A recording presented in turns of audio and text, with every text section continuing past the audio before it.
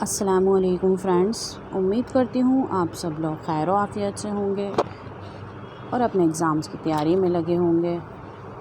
تو آج کا ہمارا ٹاپک ہے اردو شاعری کا ارتقاء، شعری اصناف اور اس کی تعریف۔ سب سے پہلے میں آپ کو یہ بتاتے چلوں کہ شعر و شاعری سے تو آپ لوگ بخوبی واقف ہوں گے، پر ہمارا آج کا ٹاپک ہے شعری اصناف۔ ٹھیک ہے، ہم لوگ آج اسی پر بات کریں گے۔ شاعری انسان کے جذبات اور احساسات کو خوبصورت الفاظ میں پیش کرنے کا نام ہے۔ اردو شاعری میں یہ جذبات مختلف انداز اور حیت میں ظاہر کیے جاتے ہیں اور انہی مختلف انداز کو ہم شعری اصناف کہتے ہیں، جیسے کہ غزل، قصیدہ، مرثیہ، مثنوی، نظم وغیرہ۔ اور ان سب میں ہر ایک کا اپنا انداز ہے، حیت ہے اور ایک موضوع ہوتا ہے ان سب کو بیان کرنے کا۔ ٹھیک ہے، تو اب ہم شروع کرتے ہیں اردو شاعری کا ارتقاء۔ سب سے پہلے ہم اردو کے بارے میں سب سے پہلے یہ بتائیں گے ہم کہ اردو کہاں سے شروع ہوئی اور کہاں سے اس کا آغاز ہوا۔ ٹھیک ہے، تو پڑھتے ہیں ابتدائی اردو شاعری کا آغاز دکن میں ہوا، جہاں شمالی ہند سے آنے والی فارسی عربی روایات کے اثرات غالب تھے۔ ٹھیک ہے، اس زمانے میں مثنوی اور غزل کو زیادہ فروغ ملا۔ یہ بات میں آپ کو بتاتی چلوں کہ اردو شاعری کا آغاز دکن میں ہوا، جہاں شمالی ہند سے آنے والی فارسی اور عربی روایات کے اثرات غالب تھے۔ مطلب سب سے پہلے دکن سے اردو شاعری کا آغاز ہوا، تو جس میں کہ جو شمالی ہند میں پہلے بولی جاتی تھی، جو بولی تھی وہ فارسی تھی، اور عربی جو تھی وہ ہمارے مغرب سے آئی تھی۔ تو یہ دونوں بولیوں کا مکس اپ ہونے کی وجہ سے ہوئی، اور جب حکمران تھے ہمارے ہندوستان میں تو ان کے لیے شعر و شاعری کہی جاتی تھی۔ تو اس دور میں فارسی اور عربی کا زیادہ رواج تھا اور لوگ یہی بولی بولتے تھے، تو یہ جو اثر تھا یہ ہمارا دکن میں بھی آیا۔ ٹھیک ہے، اور دکن سے ہی شروعات ہوئی تھی اصل میں شعر و شاعری کی۔ اس زمانے میں مثنوی اور غزل کو زیادہ فروغ ملا۔ ٹھیک ہے، ٹھیک ہے، مثنوی کو طویل واقعاتی اور قصہ گوئی کے لیے استعمال کیا جاتا تھا۔ سب سے پہلے جو شروعات ہوئی تھی نا، تو غزل میں سب سے پہلے مثنوی کی شروعات ہوئی تھی، اور جو مثنوی تھی اس کو جو ہے نا ہم قصہ گوئی کے لیے استعمال کرتے تھے۔ ٹھیک ہے، واقعاتی اور قصہ گوئی کے لیے استعمال کیا جاتا تھا، جبکہ غزل کو جذبات اور عشق و حسن کے اظہار کا وسیلہ بنایا گیا تھا۔ ٹھیک ہے، تو یہ بات سمجھ میں آتی ہے کہ مثنوی جو تھی وہ پہلے قصہ کہانیاں زیادہ چلتے تھے، لوگ جو تھے حکمران جو تھے وہ قصہ کہانیوں پہ زیادہ زور دیتے تھے، تو اس کے لیے جو ہے نا مثنویوں کا رواج چلا، اور جو شعر و شاعری یا عشق کے محبت اور یہ جذبات وغیرہ ان سب کے لیے غزل کا رواج چلا۔ ٹھیک ہے، اس میں جیسے کہ آج کل سانگس وغیرہ آتے ہیں تو اس میں یہی سب چیزیں ہوتی ہیں اس ٹائپ سے۔ ٹھیک ہے، دکن کے شعراء جیسے محمد قلی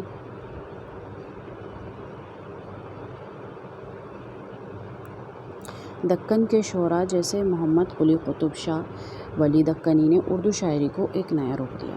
تو جو ہمارے دکن میں ظاہر ہے جب شاعری ہوئی تھی تو وہاں کے جو ہمارے شعراء تھے اس میں تھے ہمارے محمد قلی قطب شاہ اور ولی دکنی۔ اردو شاعری کو ان لوگوں نے ایک نیا رخ دیا۔ ٹھیک ہے، اب پڑھتے ہیں ہم سب سے پہلے اس میں کلاسیکی دور میں آ جاتے ہیں۔ تو کلاسیکی دور جیسے کہ اس کا ایک سٹارٹنگ پوائنٹ ہوتا ہے، تو اس میں اردو کا سٹارٹنگ پوائنٹ تھا کلاسیکی دور۔ اس کو ہم نے الگ الگ دور میں بانٹا ہوا ہے، تو اس کے بارے میں پڑھتے ہیں۔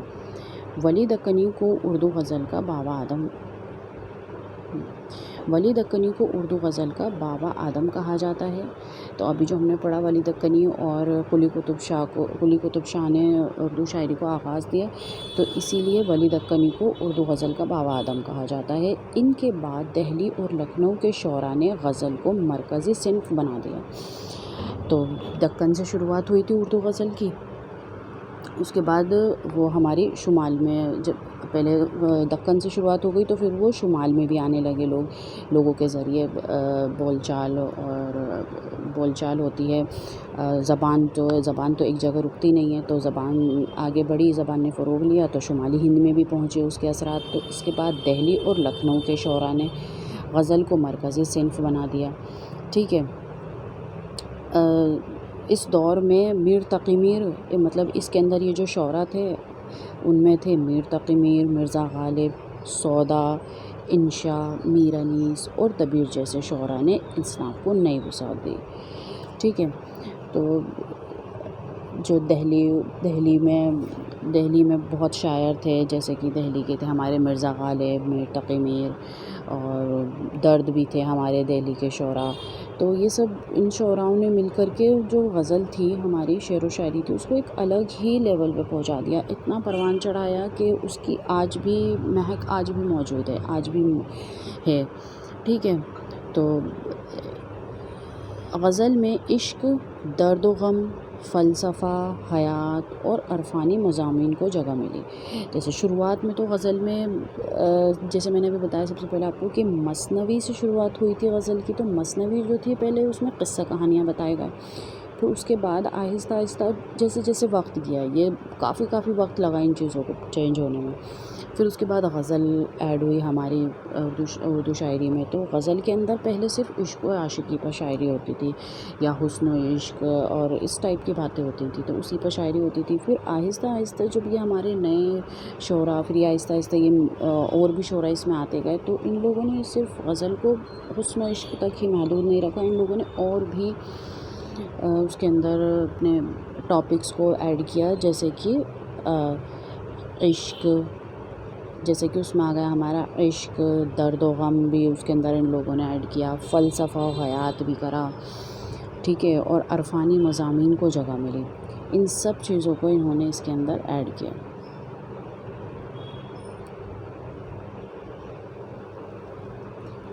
قصیدے میں سلاطین و امراء کی مدح سرائی اور زبان کی فصاحت کا مظاہرہ کیا گیا۔ اچھا ٹھیک ہے، چلو جیسے کہ ابھی پڑھا ہم نے غزل، اب غزل کے بعد میں آ جاتا ہے ہمارا قصیدہ۔ قصیدہ میں بھی یہی سب چیزوں کے بارے میں باتیں کی گئی تھیں۔ قصیدہ جو تھا وہ ہمارا جیسے پہلے زمانے میں راجہ مہاراجہ ہوتے تھے، راجہ وغیرہ یہ لوگ ہوتے تھے، تو ان لوگوں کے بارے میں ان کی تعریفیں، ان کے بارے میں شعر و شاعری کرنا، ٹھیک ہے، یہ سب چیزیں قصیدے میں کہی جاتی تھی۔ کہتے ہیں نا کسی کے لیے جیسے کوئی بات ہوتی ہے تو بھائی تم نے تو قصیدہ پڑھ دیا، تم تو اس کے بہت قصیدے پڑھ رہے ہو، تو قصیدے کا مطلب ہوتا ہے کسی کی تعریف کو بیان کرنا، ٹھیک ہے۔ تو اس دور میں حکمران ہی ہوتے تھے، تو وہ جو شاعر ہوتے تو وہ کسی نہ کسی حکمران کے دربار سے جڑے ہوتے تھے، تو وہ اس کے اندر مدح سرائی کرتے تھے، ان کی تعریفیں کرتے تھے، زبان کی فصاحت کا مظاہرہ کیا، ٹھیک ہے، اور اسی سے ہماری جو زبان تھی وہ آگے بڑھی، اردو کی زبان کو فروغ ملا، اور ان لوگوں نے اردو کی زبان کو اسی سے پروان چڑھایا۔ آگے بڑھتے ہیں۔ مرثیہ جو تھا، مرثیہ خصوصاً لکھنؤ میں اپنی بلندی پر پہنچا، جہاں میر انیس اور دبیر نے کربلا کے واقعات کو اتنی فنکارانہ عظمت دی کہ مرثیہ اردو ادب کا لازوال سرمایہ بن گیا، ٹھیک ہے۔ اب قصیدے کے بعد شروعات ہوئی مرثیے کی۔ مرثیہ جو ہوتا ہے، مرثیہ ایک عربی زبان کا لفظ ہے جو کہ رسا سے نکلا ہے۔ رسا کے معنی ہوتے ہیں مرنے والوں کا ماتم کرنا، ٹھیک ہے۔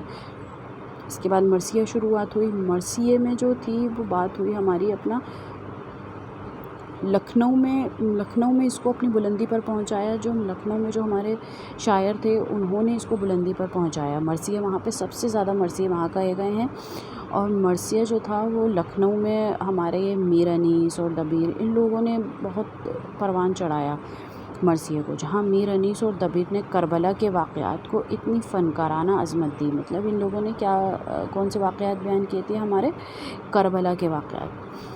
کون سے؟ کربلا کے واقعات کو اتنی، جیسے میں نے بتایا آپ کو مرنے والوں کو ماتم کرنا، تو کربلا جو تھا وہ ایک ایسا واقعہ ہے جسے ہم کبھی اپنی زندگی میں بھلا نہیں سکتے، تا حیات تک نہیں بھلایا جا سکتا۔ تو اس کے جو واقعات تھے، ان کے احساسات تھے، ان لوگوں نے اس انداز میں بیان کیے کہ لوگوں نے اس کو اپنی زندگی سے جوڑا، اس کا احساس کرا۔ تو انہوں نے اتنے فنکارانہ انداز سے اس کو اتنا بیان کیا، کربلا کے واقعات کو۔ تو مرثیہ بھی ایک اپنے الگ ہی، اس نے اپنی ایک اردو شاعری میں اپنی ایک جگہ بنائی الگ ہی، ٹھیک ہے۔ مرثیہ اردو ادب کا لازوال سرمایہ بن گیا، لازوال یعنی کہ کبھی نہ ختم ہونے والا، ٹھیک ہے۔ ایسا سرمایہ بن گیا کہ جس کو کبھی بھی نہیں بھلایا جا سکتا، ٹھیک ہے۔ آگے بڑھتے ہیں، اب آ جاتے ہیں مثنوی کے میدان میں میر حسن اور دیگر شعراء نے اشعیاء و اخلاقی داستانیں تخلیق کی۔ مثنوی بھی ہمارا ایسا ہی ایک ٹاپک ہے۔ مثنوی کے میدان، مثنوی میں سب سے زیادہ ہمارے میر حسن فیمس رہے ہیں۔ انہوں نے بہت طویل مثنویاں کہی ہیں، اور بہت ہی، جیسے مثنوی جو ہوتی ہے، مثنوی کیا ہوتا ہے، مین ہمارا قصہ گوئی، قصے بیان کرنا مثنوی میں، ٹھیک ہے۔ اور ان کے علاوہ بھی اور بہت سارے شعراء نے اپنے اخلاقی داستانیں تخلیق کی، اخلاقی اور مطلب ویسی بھی تھی، محبت و عشق والی بھی، بہت بڑی طویل داستانیں مثنوی کے میدان میں آئیں۔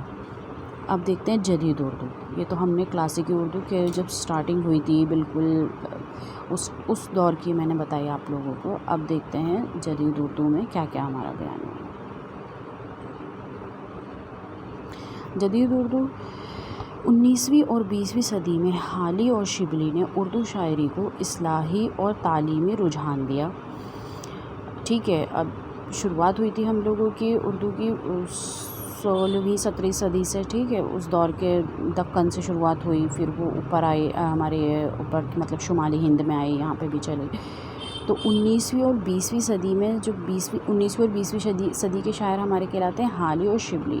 پھر جب ان لوگوں کا دور چلا گیا، میر تقی میر کا، مرزا غالب کا، اور سودا کا، درد کا، ان لوگوں کا دور جانے کے بعد ان کے بعد آئے ہمارے حالی، شبلی، ٹھیک ہے۔ شبلی نے اردو شاعری کو اصلاحی اور تعلیمی رجحان دیا۔ ان لوگوں نے جو ہماری شاعری تھی اس کے اندر تعلیمی نقطہ نظر تھا، تعلیمی اور اصلاحی، مطلب اس کو اصلاح دی ہماری شاعری کو، اس کو تعلیمی رجحان دے کر کے اس کو پروان چڑھایا، ٹھیک ہے۔ حالی کی مسدس نے اردو شاعری کو مقصدیت عطا کی۔ تو حالی نے جو شاعری کی تھی وہ مسدس کی حیثیت سے شاعری کی تھی، ٹھیک ہے۔ اور انہوں نے قومی و ملی مضامین کے لیے راہ ہموار کی، تو قوم سے بھی روشناس کرایا شاعری کو۔ ایسا نہیں تھا کہ قوم، جیسے یہ تھا کہ لوگ اس سے دور رہتے تھے پہلے، تو صرف یہ تھا کہ راجاؤں کے، حکمرانوں کے اس میں کہی جاتی تھی، جو شاعر تھے وہ حکمرانوں کے دربار میں کہہ کر جا کے شاعری کرتے تھے، اور ان کے لیے ان کی مداح میں کی جاتی تھی شاعری پر۔ اب جو تھی ان شاعروں نے، جو 19ویں اور 20ویں صدی میں ان لوگوں نے قومی مضامین ڈالے اس کے اندر، اور قوم کے ساتھ میں اس کو ایڈ کرا، مطلب لوگوں کے دلوں میں ڈالی شاعری، ٹھیک ہے۔ اقبال نے نظم کو فلسفہ عطا کیا، جو ہمارے ان کے بعد کے شاعر تھے ہمارے اقبال کو تو آپ لوگ سبھی جانتے ہوں گے۔ تو اقبال نے نظم کو فلسفہ، فکر اور خودی کے اظہار کا ذریعہ بنایا۔ تو انہوں نے نظم کو پروان چڑھایا اقبال جو ہمارے خاص کر جو جانے جاتے ہیں وہ نظم کے لیے جانے جاتے ہیں۔ انہوں نے جو نظم کے اندر جو چیزوں کو ایڈ کرا، وہ انہوں نے ایڈ کرا تھا فلسفہ، فکر اور خودی کے اظہار کا ذریعہ بنایا، ٹھیک ہے۔ اور یوں اردو شاعری میں ایک نئی روح پھونک دی۔ تو ان شعراء نے مل کر کے اردو کو ایک نئی راہ عطا کی، اور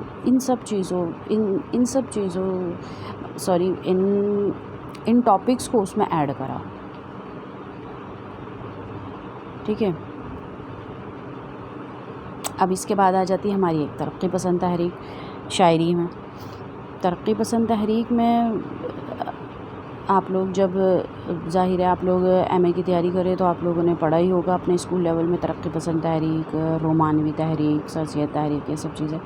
تو اس کے بعد میں ہم نے یہاں پہ ایڈ کرا ہے ترقی پسند تحریک۔ تو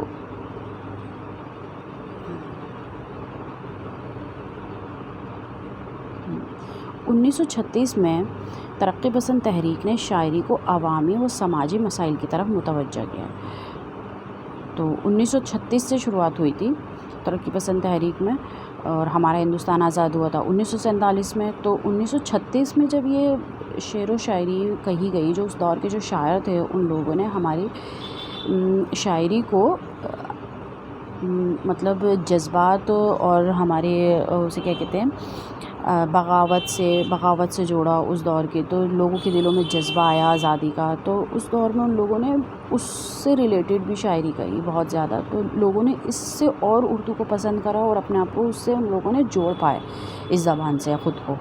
تو جو لوگوں کے جس زبان سے لوگ اپنے احساسات اور اپنے جذبات کو جوڑ پاتے ہیں وہی زبان فروغ کرتی ہے. تو اس دور میں بہت زیادہ تیزی سے ترقی کری ہماری اردو زبان نے. ٹھیک ہے، تو شاعری کو عوامی و سماجی مسائل کی طرف متوجہ کیا. تو اس دور کا جو ہمارا مسائل تھا وہ ہمارا آزادی تھا اس دور کا. تو اس دور کے ان لوگوں نے جو ان شعراء نے ہمارے عوامی اور سماجی مسائل اس میں ڈالے. ٹھیک ہے، ان کے شعراء میں آتے ہیں ہمارے فیض احمد فیض، جوش ملی آبادی، علی سردار جعفری اور مخدوم محی الدین نے غزل اور نظم دونوں کو عوامی دکھ درد اور انقلاب کی ترجمانی کے لیے استعمال کیا.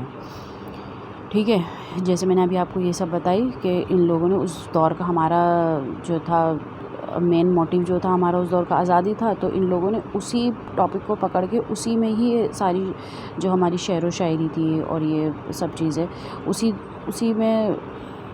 میں سبھی بیان کری. ٹھیک ہے، تو اس میں ہمارے جو ہمارے سب سے بڑے شاعر کہلاتے ہیں فیض احمد فیض آ گئے، جوش ملی آبادی آ گئے. ان لوگوں نے پروان چڑھایا سب سے زیادہ، اور علی سردار جعفری بھی ہیں، مخدوم محی الدین نے بھی کرا غزل اور نظم. تو اس میں جو دونوں ہی چیزوں کو انہوں نے دونوں ہی کو مطلب صرف غزل کے اندر جیسا اگر آپ سوچو کہ غزل میں صرف ہمارا یہ شعر و شاعری میں کیا کہتے ہیں عشق و عاشقی اور یہ ہمارا حسن محبت یہ سب چیزیں کہی جاتی ہیں، نہیں. اس دور میں ان لوگوں نے غزل کو بھی فلسفہ اور یہ جو تھا ہمارا انقلاب وغیرہ یہ سب چیزیں ان لوگوں نے اس میں ان سب غزل اور نظم ان اصناف کو انہوں نے ان سب چیزوں سے جوڑا تھا. دونوں کو عوامی دکھ درد اور انقلاب کی ترجمانی کے لیے استعمال کیا. ٹھیک ہے، اس دور میں غزل اور نظم دونوں اصناف میں انقلابی رنگ غالب آ گیا. ٹھیک ہے، جیسے یہی بات بتائی ابھی میں نے آپ لوگوں کو کہ ان دونوں میں ہی ہمارا یہ انقلاب کا رنگ نمایاں ہوتا ہے. آگے بڑھتے ہیں. اردو شاعری کی اہم اصناف. تو ابھی میں نے آپ کو صرف نارمل طور پر بتایا چھوٹا چھوٹا. اب ہم تھوڑا سا اس میں اصناف کے بارے میں پڑھ لیتے ہیں کیا کیا ہوتی ہیں اردو شاعری میں. اردو شاعری ہم نے پڑھ لی، کہاں سے اس کی سٹارٹنگ ہوئی، کہاں جا کے پروان چڑھی ہماری اردو شاعری، کیسے کیسے اس میں ہمارے شعراء آئے اور کیسے ان لوگوں نے اس کو اردو کو ہماری آگے بڑھایا. اب پڑھ لیتے ہیں اہم اصناف. اس کی اہم اصناف کیا ہیں؟ اصناف جو ہوتی ہیں اردو شاعری میں، اس کا مطلب ہوتا ہے شاعری میں الگ الگ حیت کا مطلب جیسے ہم کسی چیز کو ہمارا بیان کرنے کا طریقہ ہوتا ہے، جیسے کہ ہم کسی چیز کو کس طرح بیان کرتے ہیں. تو ان لوگوں نے اس کو کیٹیگری وائز ڈیوائیڈ کر رکھا ہے اصناف کو. جیسے کہ آ جاتی ہے ہماری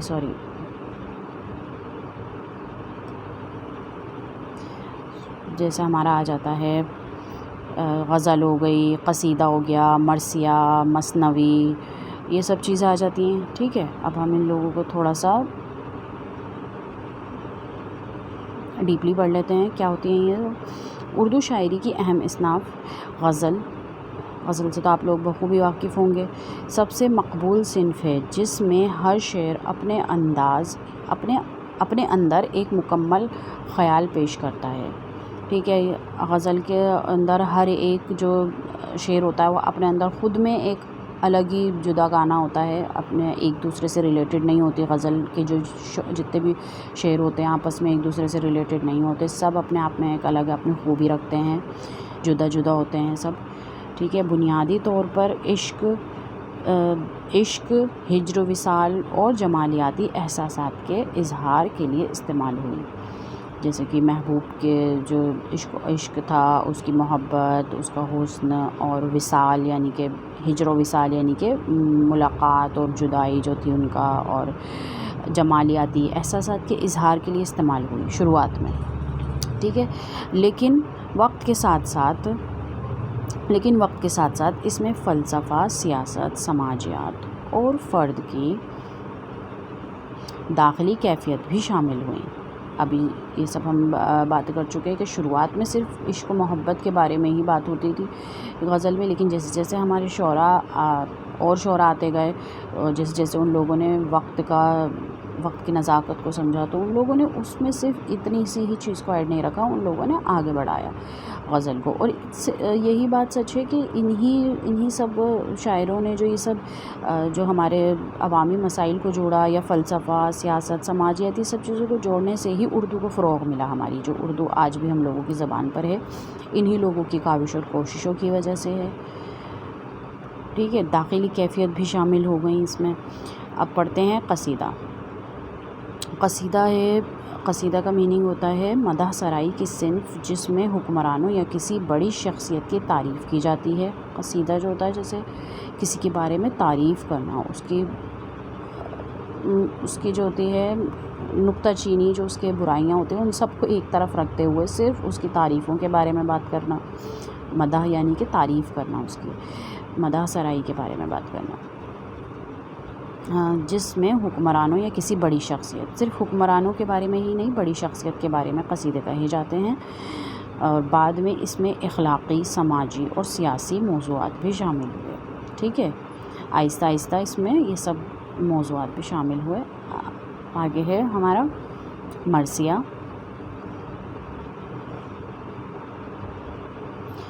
مرثیہ کربلا کے واقعات اور شہداء کی قربانیوں کا بیان جو بالخصوص لکھنؤ کی تہذیب کا حصہ بن گیا. ٹھیک ہے. مرثیہ یعنی کہ میں نے آپ کو بتایا تھا ابھی اسٹارٹنگ میں، مرثیہ جو ہوتا ہے وہ رسا سے نکلا، یہ عربی زبان کا لفظ ہے. اس میں ہوتا ہے کہ مرنے والوں کے بارے میں بات کرنا. تو جو اس دور کے شعراء تھے ان لوگوں نے کربلا سے جوڑا مرثیہ. کربلا کے بارے میں جو شعر و شاعری کہی گئی اس کو نام دے دیا گیا مرثیہ کا. ٹھیک ہے. اور بھی مرثیہ کہے گئے ہیں کربلا کے علاوہ، لیکن سب سے زیادہ جو ہماری اردو زبان جو پروان چڑھی کربلا کے واقعات سے چڑھی ہے. مرثیہ جو ہمارا پروان چڑھا ہے وہ کربلا کے واقعات سے چڑھا ہے. اور اس کے جو ہمارے سب سے زیادہ مشہور شعراء ہیں وہ ہمارے ہیں میر انیس اور دبیر. ٹھیک ہے. میر انیس اور دبیر نے ہی اسے فن کے معراج پر پہنچایا. فن مطلب جو ہماری یہی شعری اصناف جو ہیں ہمارا، ان لوگوں نے اس کو فن کے معراج پر پہنچایا.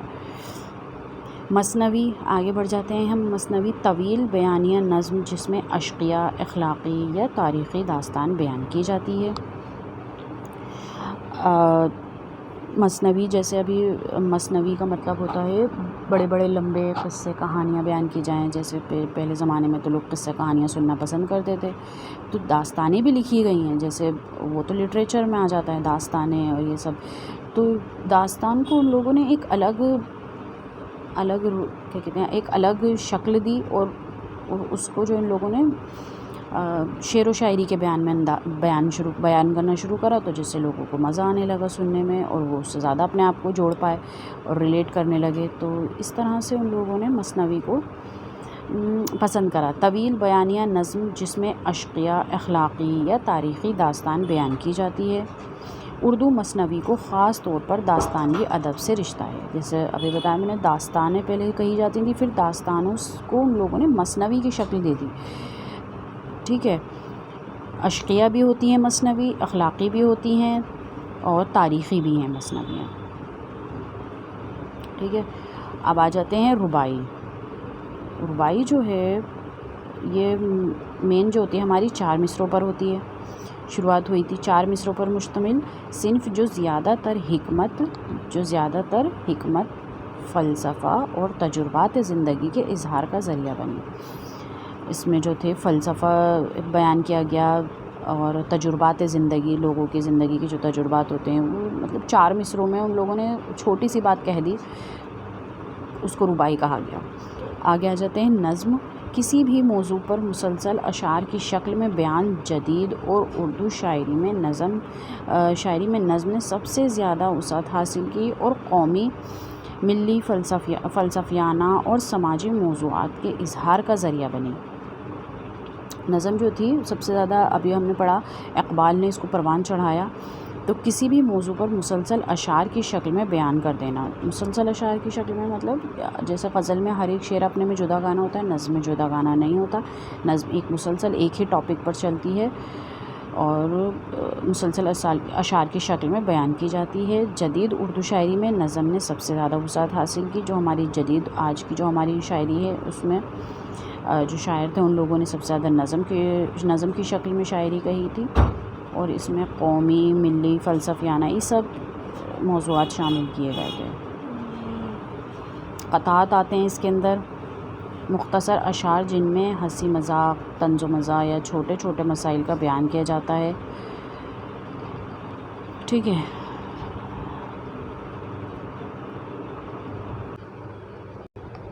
تو ٹھیک ہے، ہم لوگوں نے یہ سب پڑھا ہے ابھی تک۔ تو ابھی تک ہم لوگوں نے یہ پڑھا ہے اس لیے کہ آپ لوگوں کے ٹاپک میں یہی سب ٹاپکس ہیں، اس کو ہم آگے ابھی خلاصے سے بھی پڑھیں گے کہ اردو شاعری کے جو بھی ہمارے غزل، نظم، یہ سب چیزیں ہم خلاصے سے پڑھیں گے آپ لوگوں کے ٹاپک میں جو ہیں۔ ابھی ہم نے صرف اردو کے ارتقاء اور اردو کہاں سے شروع ہوئی، اردو کے بارے میں سب ٹاپک کو موٹے موٹے طور پر پڑھا ہے، اور ان کو ہم ڈیپلی بھی پڑھیں گے آگے۔ ابھی تو یہ سب ہم لوگوں نے کہ کہاں سے شروعات ہوئی اردو کی، کیسے پروان چڑھی، اور اس کی اصناف کے بارے میں ہم نے پڑھا، کون کون سے اصناف اس میں شامل ہیں، اور یہ سب ٹاپکس ہیں ہمارے آپ لوگوں کے سلیبس میں۔ تو اردو کا دور کیا رہا، کہاں سے اردو پروان چڑھی ہے، یہ سب اب آگے ہم دیکھتے ہیں۔ اس کا آخر میں بس میں یہی کہوں گی کہ اردو کا جو ہمارا یہ ٹاپک ہے، اس کا نتیجہ ہمارا یہ نکلتا ہے کہ اردو شاعری کی اصناف ایک زندہ روایت کی عکاس ہے، کہ یہ ایک زندہ جاوید ہے ہماری اردو شاعری ہے۔ یہ ہر دور میں ان اصناف نے نئے رنگ اختیار کیے ہیں، موضوعات میں وسعت آئی ہے، اور زبان نے نئی نزاکتیں پیدا کی ہیں۔ ہر دور میں ایک نئے رنگ اختیار کیے اس اردو زبان نے۔ ہماری شروعات میں پہلے اس میں مثنوی سے شروعات کری اردو زبان نے، اس کے بعد اس میں مثنوی اور غزل سے شروعات کری، پھر اس کے بعد میں ہمارے اور بھی ٹاپک ایڈ ہوتے گئے اس میں، جیسے مرثیہ آیا اور یہ سب قصیدہ آیا، یہ سب چیزیں آہستہ آہستہ ہمارے اس کے اندر ہمارے اردو زبان میں ایڈ ہوتی گئیں، اور ہر دور میں ان اصناف نے نئے رنگ اختیار کیے، موضوعات میں وسعت ہوئی، اور زبان نے نئی نزاکتیں پیدا کیں، کافی سارے چینجز آئے ہماری زبان میں۔ ابتدا میں عشق و حسن اور مدح مرثیہ کی شاعری غالب رہی شروعات میں، یعنی کہ جو ہمارے عشق و حسن کہا گیا تھا، اور مدح مرثیہ، مدح یعنی کہ راجاؤں کی تعریفیں زیادہ تر ہوتی تھیں، اس میں تو شروعات انہی سے ہوئی تھی یہ سب۔ پھر اس کے بعد لیکن رفتہ رفتہ سماجی شعور اس میں شامل ہوا، سیاسی تحریکیں بھی آنے لگیں ہماری اردو زبان میں، فلسفیانہ فکر بھی آیا، جسے فلسفیانہ فکر جو ہمارے اقبال نے آگے بڑھایا، اور داخلی کیفیات بھی اس کا حصہ بن گئیں۔ یوں کہا جا سکتا ہے کہ اردو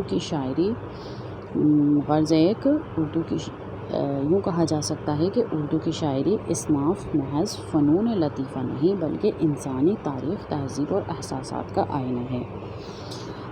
مطلب یہ صرف ایک فن ہی نہیں کہا جاتا اردو زبان کو، ہماری اردو زبان کو جو صرف لوگ جانتے ہیں کہ ایک فن کی حیثیت سے نہیں جانا جا سکتا اردو زبان کو، یہ ہماری جو ظاہر کرتی ہے، انسانی جذبات کو بھی ظاہر کرتی ہے، اور تاریخ کو بھی ہماری ساتھ ہی ساتھ ظاہر کرتی ہے، کہ اگر ہم اس میں جو ہمارے نظمیں ہیں اور جو ہم لوگوں کے اس کے اندر رباعیاں ہیں اور بھی چیزیں جو اس میں بیان کی گئی ہیں آہستہ آہستہ ایڈ ہوتی گئیں، یہ ہماری ایک تاریخ کو ظاہر کرتی ہیں. اس سے ہماری تاریخ کا پتہ چلتا ہے، ہمارے اس دور کا پتہ چلتا ہے، اس دور میں کیا کیا تھا.